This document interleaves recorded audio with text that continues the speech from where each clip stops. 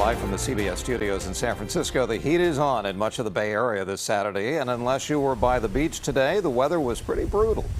We saw people across the Bay try to beat the heat, and it's time to go to Darren Peck with more on when we can expect a break. Darren? Brian, we got to get through one more day. The excessive heat warning stays in effect all the way until tomorrow at 11 o'clock. But let's just take a little review on where we were for daytime highs today. Hottest number we had, Tri-Valley. Made it up to 104 today in Livermore. Concord didn't quite make it up to the century mark, made it to 99. San Jose is 93, Oakland 79. City only made it to about 69 today. Those numbers are official, by the way. They've come in from the National Weather Service. For tomorrow, you can take a couple of degrees off, but not a whole lot. Let's show you where we are now. That's a live look over the inland parts of Contra Costa County from Mount Diablo. Concord's out there. Right now, it is still 99 degrees. You hit that for the daytime high. It hasn't come down any from this mark yet. And if we look at one more microclimate, let's go to the other end of things. We're going to look back at San Francisco. Look at the fog streaming in through the Golden Gate. Temperature here has now finally made it up to around that 69-degree mark. That was the daytime high that I'd mentioned a moment ago. Here's what tomorrow looks like. Daytime highs for Sunday are very similar to this, but technically they are a little cooler. So instead of getting up to that 101 or 99 in Concord, you'll go to 101. Instead of 104, Livermore, you'll get a 1-degree reprieve. Bottom line is we're still in it. The excessive heat warning stays in effect until Sunday at 11. We're going to look at that in more detail coming up in the complete First Alert forecast, and I'm going to show you much cooler numbers for most of the 7-day forecast in the complete forecast in just a bit. For now, Brian, back to you. All righty, thank you, Darren. The most common advice that doctors give during a heat wave is to avoid strenuous activity during the hottest part of the day, which is usually in the late afternoon. But there are some jobs where you just can't avoid it, like a firefighter. Devin Feely spoke to one in the South Bay about the precautions that they take to avoid heat-related illness. With many parts of the Bay Area flirting with triple-digit temperatures this weekend, there are few jobs exposed to more raw heat than firefighters. From the furnace blast of the fire itself to the more than 50 pounds of protective gear that each firefighter typically wears. And that gear is meant to protect us from the heat. So it doesn't allow our bodies to breathe as well as, say, a t-shirt would or our typical athletic apparel. San Jose Fire's Mark Thomas says that leaves firefighters battling the blaze while simultaneously trying to compensate for the effects that heat can have on the human body. For that, he says, hydration and rest and vigilance are key.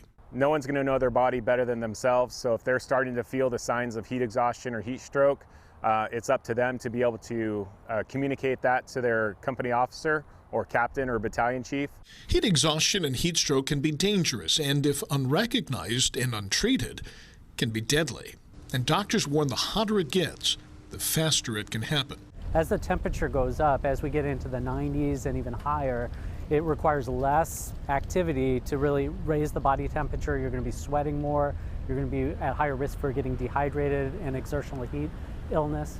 Doctors urge people to avoid strenuous exercise during the hottest part of the day.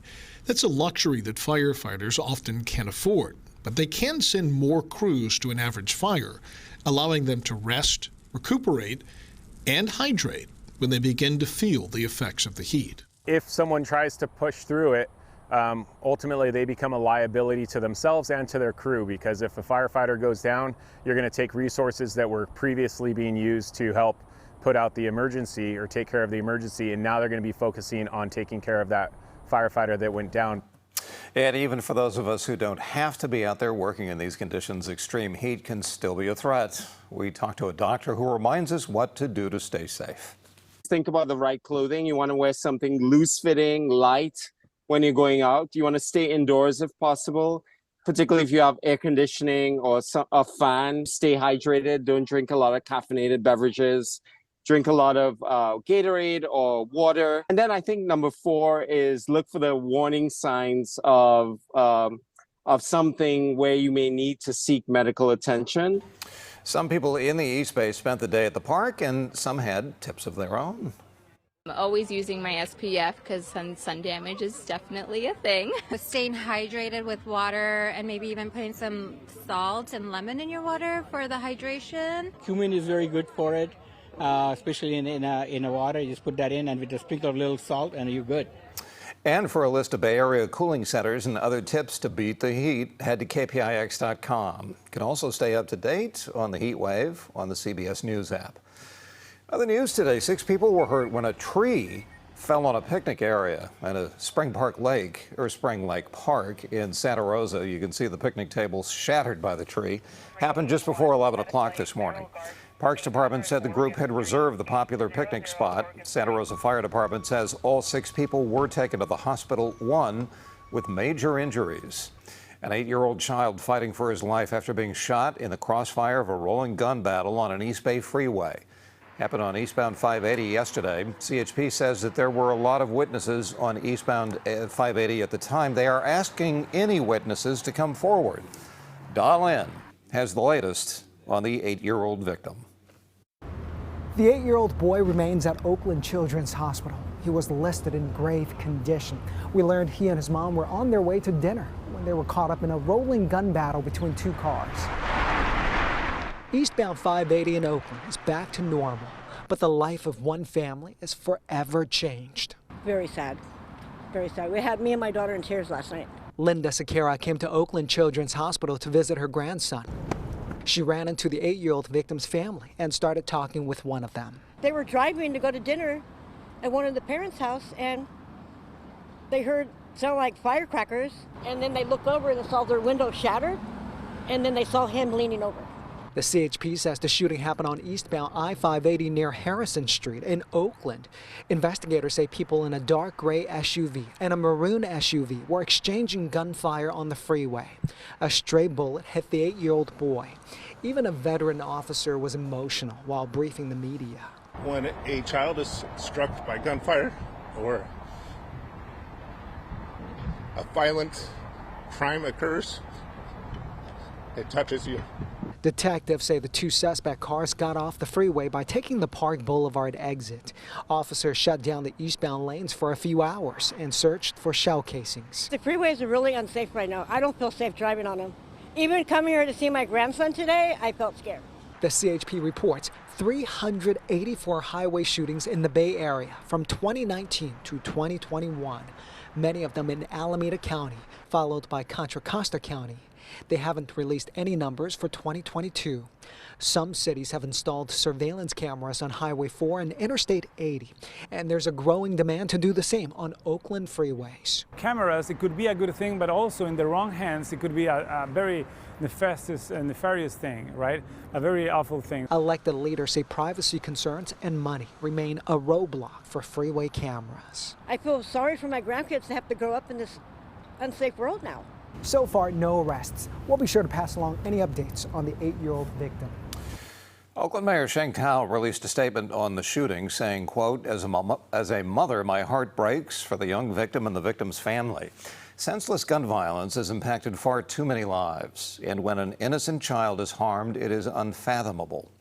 Our OPD officers will be working with CHP to do everything we can to apprehend those who are responsible for this senseless act and hold them accountable. At least 2 children have been killed in Bay Area freeway shootings in the past 2 years. A 5-year-old was killed in a freeway shooting on 880 in Fremont in April. A 2-year-old was shot and killed in 2021. He was caught in the crossfire of a gang shootout on 880. And in Brentwood, a 17-year-old was shot and killed during a failed robbery last night. The shooting happened on Marjoram Drive around 8 o'clock at night. Police say the teenager and a 20-year-old tried to rob a 21-year-old man at gunpoint. All 3 turned out to be armed. A shootout ensued. Teenager was taken to the hospital where he later died. The 21-year-old expected to survive. The other 20-year-old was not hurt. In other news, a Bay Area woman kidnapped in Mexico 8 months ago is now safe and will soon be reunited with family in the U.S. The FBI says Monica de Leon was released from her captors last night. Investigators say that she was kidnapped while walking her dog last November in Tepetitlan, Jalisco. In April, the FBI released this footage, which is when she is believed to have been kidnapped. They also released video showing at least 5 suspects using 3 different vehicles in that kidnapping. No arrests have been made yet. At the same time that a heat wave is hitting the state, firefighters in Southern California are battling a fast-moving wildfire. The Rabbit fire broke out in the Moreno Valley of Riverside County on Friday afternoon. Fire officials say that they found one man with burn injuries near the area. He was taken to the hospital. The fires also resulted in evacuations. It was first reported as a 20-acre blaze. It's now up to 7,600 acres. It's 5% contained, the cause under investigation. And smoke from wildfires can drift for hundreds and hundreds of miles, sometimes days after the flames are out. Let's get to Darren Peck with how fires up in Canada are causing big problems here. Darren. Brian, this is a live satellite. Well, it goes up to about the last 45 minutes before the sun started to take it away. Can you see all the smoke today? Pouring out of Canada over the upper Midwest. You can pick out where Chicago, Minneapolis, Kansas City. The air quality sensors through that whole swath today are actually dipping into unhealthy. So not only does it look impressive on satellite, what's different about this one from a few days ago is this smoke is now once again getting down to the ground and people are breathing in unhealthy levels of smoke. No surprise where this is coming from. Let's go to the big picture. And to do that, we'll bring in the globe, and we're going to show you, and probably no surprise here, this is coming from the wildfires in Canada, which have not even come close to getting under control. This is such a big issue up there. The globe is showing you where the smoke concentration is coming out of, primarily at this point, British Columbia, but there are fires across the entire northern tier of that state right now. It has by far superseded the records for the amount of acres burned in a single year, by far. And there are still a couple of months to go in fire season. What's been driving this? The intensity of the heat. Records have been getting smashed in Canada, and I think the one that maybe drives the point home the most dramatically, there's a little town up there called Norman Wells. It's 300 miles south of the Arctic Circle. It was 100 degrees there on Monday of last week. It's never happened that far north in Canada before to have a 100-degree reading. That ties in to help explain the story. It's just one small example to help us wrap our heads around the intensity of the record-setting heat that has been just stuck over Canada really since May. Now that's one picture for us to take in the smoke nationally and globally, really. But what's not getting enough news is the recent fire that has started in Yosemite. And this is the view in Yosemite, courtesy of one of the cameras that sits looking back towards the valley. That's smoke in the sky. Look out over the edge there. You see a little patch of blue out there off in the distance. There's not a cloud in the sky today. That is all smoke. And what's happening with this, by the way, it's coming from a relatively small wildfire that was sparked by lightning. So it's a naturally occurring wildfire, and the park's going to let it go because you kind of have to let fires go. You can't, if you put this out, we're just going to pay for it in a bigger way down the road. So since it's a naturally sparked fire, they're managing the perimeter of it. They've got to let it go for the health of the forest. But what happens is, look at the times here. These are the bars that show you how bad the air quality gets per hour. During the day, it's okay. But in the overnight hours in Yosemite Valley, this is the air quality sensor from Yosemite Village. In the overnight hours, the air quality is going down to hazardous levels. The purple bars on here show you where it goes hazard. But there's a pattern. At night, the cold air takes all that smoke and brings it down into the valley. And then with the warmth of the day, the air rises and the air starts to lift out and the air quality gets better. But if you've got any plans to be in Yosemite over the next week or more, stay on top of the story because you don't want to be breathing that stuff in. Even if it's just in the overnight hours, why put your lungs through that?